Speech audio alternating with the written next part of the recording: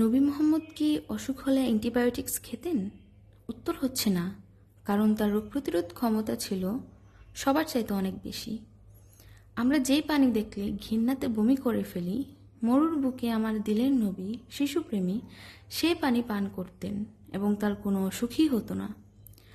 সবাই জোরে বলেন সুবহান আল্লাহ। চলুন আমরা এবার একটি হাদিস দেখে আসি।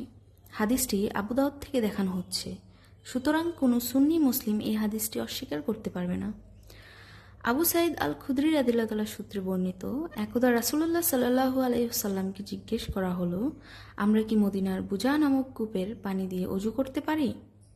কূপটির মধ্যে মেয়ে লোকের হায়েজের ন্যাকড়া, কুকুরের মাংস ও যাবতীয় দুর্গন্ধযুক্ত জিনিস নিক্ষেপ করা হতো।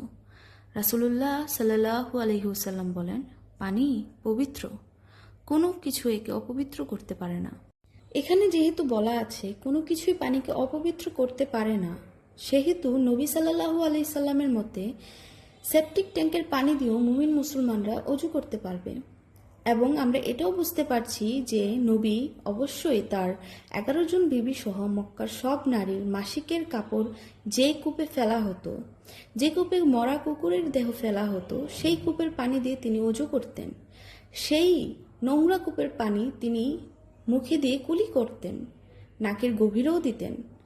এমনকি সেই কূপের পানি দিয়ে তিনি তার মুখ বা মুখমণ্ডল ধৌত করতেন। হাদিসের লিঙ্ক ও রেফারেন্স কমেন্ট বক্সে দেওয়া হলো।